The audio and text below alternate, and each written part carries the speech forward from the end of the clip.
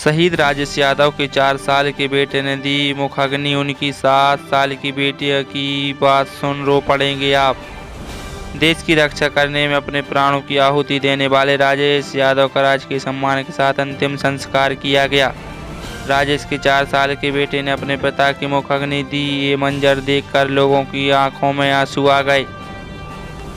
देश की रक्षा करने में अपने प्राणों की आहुति देने वाले राजेश यादव का राजकीय सम्मान के साथ अंतिम संस्कार किया गया। राजेश के 4 साल के बेटे ने पिता को मुखाग्नि दी और ये मंजर देख लोगों की आंखों में आंसू आ गए। वहीं अंतिम संस्कार करने से पहले उन्होंने सेना के जवानों के द्वारा बंदूक से फायरिंग करी।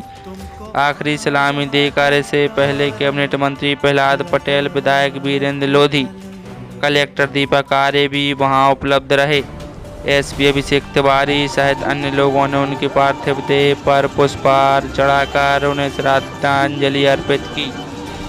अंतिम संस्कार करने से पहले उनकी देह में लिपटे राष्ट्रध्वज को समेटकर उनके मासूम बेटे को दिया गया।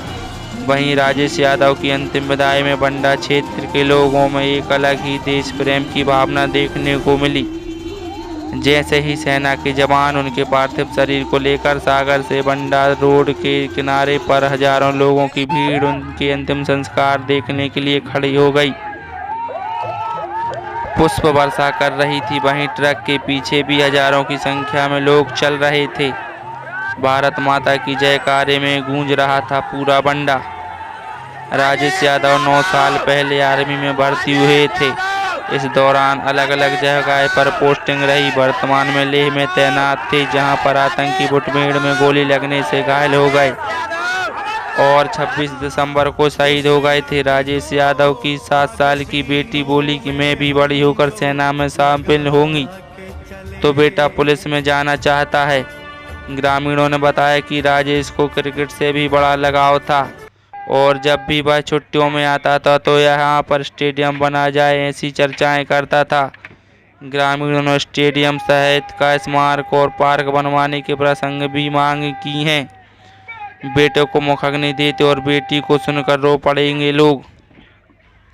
जब लोगों ने देखा कि सिर्फ 4 साल का मासूम अपने पिता के शव को मुखाग्नि दे रहा है और आर्मी के अफसर उसके हाथों में तिरंगा सौंप रहे हैं, तो यह देखकर मौजूद लोग रो पड़े।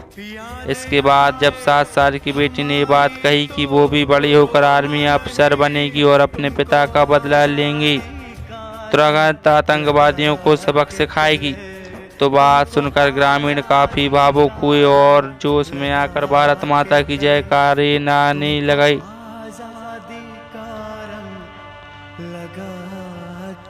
सहारा एक्सप्रेस की ब्यूरो रिपोर्ट।